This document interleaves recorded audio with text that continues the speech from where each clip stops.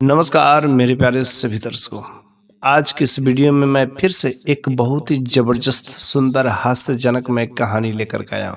इसे सुनकर के आप अपनी हंसी को कंट्रोल नहीं कर पाओगे, इसलिए आप इस कहानी के अंत तक अवश्य ही बने रहिएगा। आज मेरी कहानी का जो शीर्षक है ना, उसका नाम है भोला का भूत।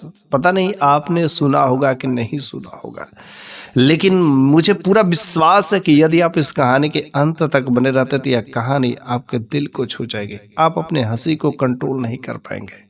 तो चलिए हम लोग इस कहानी को बिना देरी किए शुरू ही कर देते हैं। तो बहुत पुरानी बात है कि एक किसान जिसका नाम था भोला, नाम से ही बड़ा अच्छा था भोला। चूंकि उसका उम्र जो है लगभग 60 साल के आसपास में हो गया था और बहुत ही समय पहले की बात है यह। तो उसका उम्र 60 साल का हो गया, तो इसलिए वह जो है अपना रोजी रोटी के लिए जो खेती का काम करता था और खेती से 2-4 पैसे का काम जो है उसको हो जाते थे। तो वह अपने खेत में जो क्या करता था, सब्जियां उगाता था। लेकिन इस बार के साल में उन्होंने सब्जियां के साथ साथ खेत में कुछ ककड़ी, खरबूज, खीरा, ये सब जो है उन्होंने सब्जियां लगाई थी। और वहीं खेत पर जो है भोला एक झोपड़ी डाल लिया था और उसी झोपड़ी में मस्त से वह रहता था। वहीं पर रहता, खेत में सब्जियों का देखभाल करता, पानी चलाता, जो चीजें होती समय पर उसकी निराई गुड़ाई करता। लेकिन उसके गांव के बगल वाले गांव में एक बार जो है कोई मदारी वाला आया रहता है, कोई खेल वाला।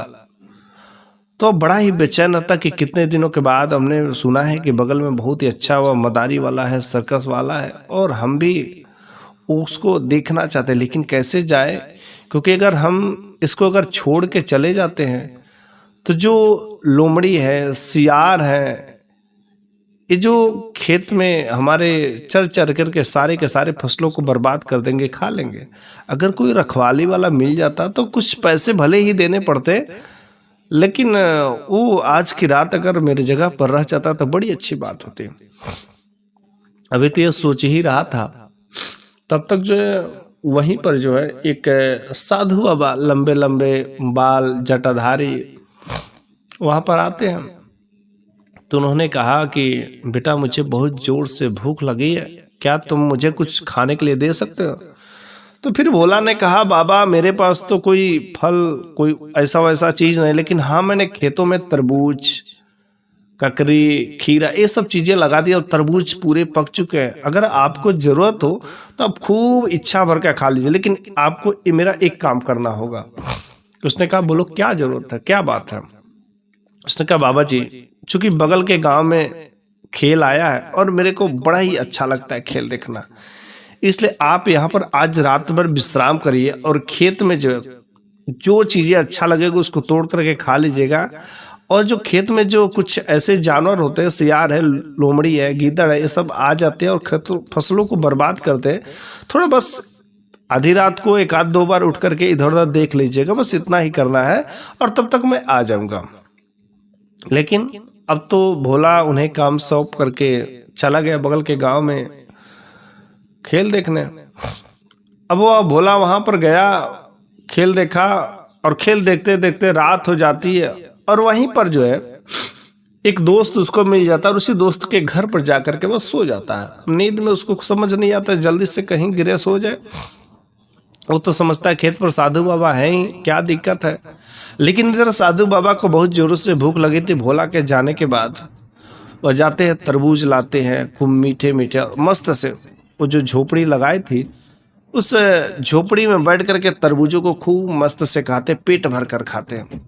और पेट भर के खाने के बाद साधु बाबा ने अपना चिलम उठाया और कहा कि चलो एक अच्छा सा खूब अच्छे से चिलम पीते, और चिलम पीने के बाद मस्त नींद लगेगी और सो जाएंगे। तो साधु बाबा ने चिलम लगाया, अच्छे से खाना खाने के बाद, उन तरबूजों को खाने के बाद चिलम लगाया और चिलम में खूब जोर जोर से खींचा। चिलम जल जाता था, पूरा तेज से उसकी लपट निकल जाती थी। लेकिन अब वो चिलम के नशे में इतनी तेज लपट एक बार निकली कि थोड़ी सी लपट जाकर के झोपड़ी को पकड़ लेती है। अब झोपड़ी जो धीरे धीरे धुआं देना शुरू कर देती है। लेकिन इनको जो चिलम के नशे में इतना नशा फिर जाता है कि तुरंत वो नींद आती है, वहीं पर सो जाते हैं। धीरे धीरे पूरी झोपड़ी जो है जल जाती है, इनको कुछ पता नहीं चलता है, नशे के हालत में मस्त सोए हैं। उसके बाद से जब इनके पास आग पहुंची तो इनका जो है धोती उसी चारपाई में फंस गया। अब जब चारपाई में फंस गया तो उसको छुड़ाने के चक्कर में भाग नहीं पाए और उसी में वह साधु बाबा भी जल करके राख हो जाते, भस्म हो जाते हैं। लेकिन जब इस आग को रात्रि के समय में आग लगा, गांव वाले ने भोला भोला भोला कह करके चिल्लाया, लेकिन भोला का कोई आवाज नहीं। उस आग को बुझाया, थोड़ा बहुत जो बचा था आग को बुझाया, और आग को बुझाने के बाद उसमें से एक शरीर निकला जो जल करके भस्म हो गया था। उसने सोचा यार भोला तो मर गया, इसी में जल करके राख हो गया। उसका एक भाई भी था, भाई को भी पता चला, गांव वालों को भी पता चला, तो बड़ा दुखी हुए कि बताओ भोला की खेत पर ही उसके झोपड़ी में आग लगे और भोला मर गया, जल करके राख हो गया। सुबह का समय था और सुबह सुबह ही ले जा करके उसको दाह संस्कार कर दिए सब। और सभी लोग जो सफेद कपड़े पहन करके अपने घर के आगे जो बैठे हुए थे बड़े शांत मुद्रा में, क्योंकि भोला तो मर गया है। लेकिन जब भोला अपने गांव पर पहुंचता है सुबह के समय में, तो लोगों को देखता है यार बड़े सब शांत मुद्रा में बैठे, बात क्या है? और वो लोग काफी लोग सफेद सफेद कपड़े पहने हुए, ऐसा क्या हो गया? तब भोला सोचता है कि चलो जाकर के पूछ लेते आखिर क्या हुआ, कोई बात हुई क्या। लेकिन जैसे ही भोला वहां पर पहुंचता है तो उन लोगों ने देखा रही भोला, तो कुछ कह रही भोला तू मर गया, भोला का भूत आ गया। अब तुरंत उन लोगों ने हल्ला कर दिया, भूत भूत भूत भूत, भोला का भूत आ गया, भोला का भूत आ गया, और सभी लोग वहां से भाग गए। अब कुछ समझना है भोला को कि क्या करे। लेकिन गांव वालों ने फिर से क्या किया, अब तो गांव में आ गया था, तो किसी ने लाठी डंडा भाला लेकर के भोला की तरफ दौड़ा। अब बेचारा भोला कुछ समझ ना रहा कि मेरे पीछे लोग दौड़ने के लिए क्यों पड़ रहे हैं। बेचारा किसी तरीके से भागा भागा भागा गया और रहर के खेत में छुप गया। लेकिन अब उसको एक बात परेशान करे थी कि भोला को कि आखिर मेरे को देख करके लोग भूत भूत क्यों कर रहे हैं, बात क्या, कुछ उसे समझ नहीं आता है। अगले दिन होता है, बेचारा बड़ा कष्टदायक जीवन रहता है, रात्रि भर किसी तरीके से छुप करके गुजारा करता है और अपने ही खेत में जा करके उन ककड़ी खरबूजों को रात के समय में खा लेता था और फिर वह खेत में ही घर जाने का बदा नहीं होता था। सुबह हुआ, सुबह के समय में एक धोबी जो है उधर ही टहलता हुआ गया, तो वह सोचा कि चलो हम धोबी से पूछ लेते हैं कि आखिर बात क्या है, क्या हादसा हुआ, इसको अकेले से पूछ लेते हैं। अब उधर जैसे ही धोबी को देखा करे तो भोला जो पीछे से गया और कहा कि धोबी भाई जरा मेरे को बात बताओ, लोग मेरे को भूत क्यों कह रहे हैं। लेकिन जैसे ही धोबी ने पीछे मुड़ करके देखा भोला, अब धोबी तुरंत चिल्लाना शुरू कर दिया, भोला का भूत, भोला का भूत, अरे भोला आ गया, भोला भोला भोला भोला का भूत आ गया, भूत आ गया। बेचारा भागा अपने गांव में। अब सारे के सारे गांव वालों में हड़कंप मच गई कि भोला का भूत दिन में भी घूम रहा है। अब गांव वाले घर से बाहर निकलना बड़ा दुश्वार हो गए थे, रात्रि में कोई घर से बाहर नहीं निकलता था, भोला का भूत, भोला का भूत। तो बेचारा भोला जो है बड़ा परेशान रहा कि किसी से मैं कुछ कहना चाहता तो लोग मेरे को भूत भूत कहकर, भोला का भूत कह करके क्यों भाग रहा है, कुछ समझ नहीं आता। उसकी झोपड़ी तो जल गई थी, लेकिन बेचारा वह खुली आसमान के नीचे वह किसी तरीके से जीवन गुजारता था। अगले दिन सोचा कि क्यों ना रात्रि के समय में चुपके से हम अपने भाई के पास चलेंगे और सारे का सारे बात बताएंगे कि भैया मैं जो मरा नहीं हूँ, मैं भोला हूँ, भोला, तो शायद मेरा भैया मेरे पर भरोसा करेगा। रात्रि के समय में चुपके गांव वालों से बच करके जाता है और भैया जो खाट पर सोया रहता है भैया से जगाता है, भैया भैया अरे मैं भोला हूँ, भोला। जैसे भैया ने भोला की आवाज सुनी तुरंत वह डर करके उठ करके तुरंत डंडा ले लिया, लाठी ले लिया, अरे भोला का भूत आ गया, भोला का भूत आ गया। इतना जोर से चिल्लाए कि अगल बगल वाले भी जग गए। अब तुरंत वे भी लोग लाठी डंडा ले करके आ गए, भोला का भूत आ गया, भोला का भूत आ गया। बेचारा किसी तरीके से सोचा कभी यहाँ पर टिकेंगे तो मेरा जो कुछ कोई सुनने वाला नहीं, किसी तरीके से जान बचे तब तो। अब बेचारा किसी तरीके से वहां से जान छुड़ा करके भागा, पीछे पीछे कुत्ते भी भागे, उन कुत्तों से किसी तरीके से छुटका करके एक पेड़ पर जाकर के चढ़ गया और किसी तरीके से उन कुत्तों से पीछा छूटा। रात्रि का समय था, गांव वाले कुछ दूर तक गांव में जाते, सिवान में जाते और डर के मारे सब जाते ने। कुत्ते तो गए लेकिन पेड़ पर चढ़ गए, बेचारा उसकी जान बची, लेकिन समझ नहीं आता है क्या हुआ। फिर से जो है रात्रि का लगभग 3 बज रहा था, वो सोचता है कि ये मेरे भाई को तो मेरे पर भरोसा नहीं है, शायद पास की जो गांव के बाहर में मेरा एक दोस्त रहता, उसको जरूर मेरे पर भरोसा होगा, उसके पास चलते हैं। लेकिन जब वो अपने दोस्त के पास भी जाता है और जगाता है, करे मेरे प्यारे दोस्त, अरे मैं भोला हूँ भोला। वह भी रात को अचानक इतना तेज चिल्लाता है कि अगल बगल उठ जाते हैं। वहां पर भी वही हाल, लाठी डंडा लोग लेकर के दौड़ा लेते। अब इसको कुछ भी समझ नहीं आता है, करे तो करे क्या।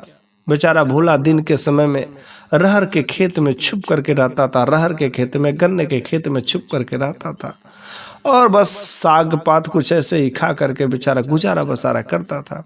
कुछ उसको समझ नहीं आ रहा था कि आखिर कैसे लोग मेरी बातों पर भरोसा करेंगे, विश्वास करेंगे। मेरे को लोग भूत करे रहे, मैं जिंदा हूं, लेकिन कोई मानने को तैयार नहीं है। बेचारा भोला बड़ा ही परेशान था। अगले दिन उसका भाई जो खेत पर आकर के चिल्ला चिल्ला करके कहता है, करे भोला भाई, अरे तुम घबराओ नहीं, मेरे को पता है तुम मर गए हो, तुम्हारी आत्मा को शांति नहीं मिल रही है, और तुम्हारा 13 के दिन जो भी पूजा पाठ होगा बोल दो, हम तुम्हें समय समय पर हर चीज दे देंगे, कोई दिक्कत नहीं, लेकिन गांव वालों को परेशान मत करो, गांव वाले तुमसे बहुत डर रहे हैं। बेचारा भोला अपने भाई की इस आवाज को सुन करके बड़ा ही हैरान हो जाता है कि मैं कैसे अपने भाई को भरोसा दिलाऊं, अभी मैं जाऊं तो मेरा भाई भाग जाएगा। लेकिन उसी दिन जो है शाम का समय पुलिस वाले आते हैं, और पुलिस वालों जब गांव में आते हैं तो गांव वालों ने सारी की सारी बात बताई। तो पुलिस वालों ने सोचा कि शायद जो एक डाकू है, जिस डाकू को हम लोग बड़े दिनों से खोज रहे हैं, वही डाकू जो यहाँ पर आ गया है, और लोग इसे भोला का भूत समझते। आज जहाँ पर भोला रहता है, पहले बताओ वह रहता का, वह कहता है अपने खेत के आसपास में रहते हैं, और वहाँ पर जो है आपको भोला मिल जाएगा, आप लोग उसको पकड़ लीजिएगा। उसने कहा नहीं नहीं, भोला नहीं है, वह डाकू है, डाकू। और उस डाकू को पकड़ने के लिए वे लोग सिपाही लोग वहाँ पर अपना घोड़ा ले जाकर के बांध देते हैं। जब घोड़ा ले जाकर के बांध देते हैं और वहां पर जो रात्रि के समय में जागरण करना शुरू कर देते हैं। अब बेचारा भोला को भूख लगी रहती है। अब वो सोचता है कि मैं अपने खेत में तरबूज और खीरा कैसे खाने जाऊं, लोग तो वहां पर पुलिस है। अब वो सोचता है कि आखिर इन लोगों का फासला डर डर के कब तक जीते रहेंगे, आज मेरे को लोग मार ही दे, इससे अच्छा डर करके बेहतर है कि मर ही जाए क्यों ना। भोला पूरा हिम्मत करके डायरेक्ट पुलिस वालों के सामने चला जाता है। अरे आप लोग मेरे को मारने है ना तो मार दीजिए, मार दीजिए, अरे मैं भोला हूँ भोला। इतना जोर जोर से अपने औकात पे आकर चिल्लाता कि पुलिस भी हैरान हो जाती है।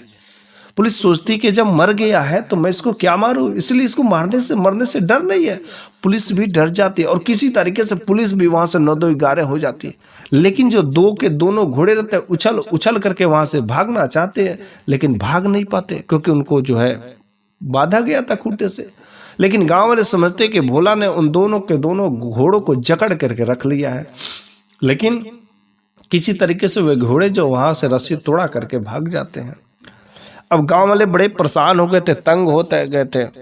इधर जो है भोला समझ रहा था कि 13 लोग फला तारीख को मेरा करेंगे, और 13 के दिन चलो हम देखते कि कौन कौन मेरे 13 में आता है और कौन नहीं आता है, और जो नहीं आएगा उसके घर पर हम जाकर के शायद मैं अपनी बात बताऊं तो लोगों को मेरे पर भरोसा होगा। तो वह जो है जाता है, चुपके से पेड़ पर चढ़ जाता है। रात्रि के समय था, लोग जो दावत मना रहे थे, भोला की 13 मना रहे थे। वह बड़ा ही अफसोस था कि मैं जीवंदा हूं और मेरे जीते जी लोग मेरे 13 पर जो खाना खा रहे, भोजन कर रहे हैं। लेकिन जब ध्यान से देखता है तो उसकी छोटी बेटी के जो समधी थे, ससुर थे, वो नहीं आए थे। तो वो सोचा कि शायद चलिए मैं डायरेक्ट उनके घर पर पहुंचता हूं और वह मेरी बातों को समझ सकते हैं। वह बूढ़े बुजुर्ग थे। तो भोला जो पेड़ से उतरता है, अपनी छोटी वाली बेटी के घर पर पहुंचता है और समधी भाई के खाट पर बैठ जाता है। और वहां पर समधी वह डर कर नहीं भागते, चूंकि वह निडर रहते, बूढ़े बुजुर्ग रहते हैं। और भोला वहां पर सारा का सारा अपना किस्सा जो कह सुनाता है। समधी भाई भी बड़े हैरान होते कि गांव वाले सब क्या कर रहे हैं, एक जिंदा आदमी को मुर्दा बना करके और आज उसकी तिरही कर रहे हैं। सुबह होते ही समधी भाई भोला को साथ लेकर के उस गांव में आते हैं, लेकिन जब लोगों ने देखा करे भोला तो एक आदमी के साथ में, और यह तो लग रहा है भूत नहीं है। फिर उस समधी भाई ने सारी की सारी बात तो गांव वालों को बताई और गांव वाले अपने मूर्खता पर बड़े ही पछताप हुए। भोला ने बताया करे मैं नहीं बल्कि एक साधु बाबा थे कि वही जो जल करके राख हो गए थे, जिन लोगों को आप लोगों ने हमें समझ लिया। चलिए ठीक है, कोई बात नहीं, उनका भी तिरही हो गया, खत्म हो गया, मैं नहीं बल्कि उनका तिरही हो गया। इस तरीके से उस साधु बाबा का भी दाह संस्कार क्रियाक्रम भी हो जाता है, तिरही भी बीत जाता है और उनके भी आत्मा को शांति मिल जाती है। तो गाँव वाले बड़े ही शर्मिंदगी हुए अपनी इस मूर्खता पर कि किसी चीज को बिना जाने ही भूत भूत कहना उचित नहीं होता है। तो मेरे प्यारे सभी दर्शकों, आज की यह कहानी आपको कैसी लगी है कमेंट बॉक्स में जरूर बताइएगा। अगले वीडियो में मैं फिर से कुछ ऐसी ही नई कहानियां जबरदस्त रोचक मैं लेकर के आता रहूंगा। तब तक के लिए धन्यवाद।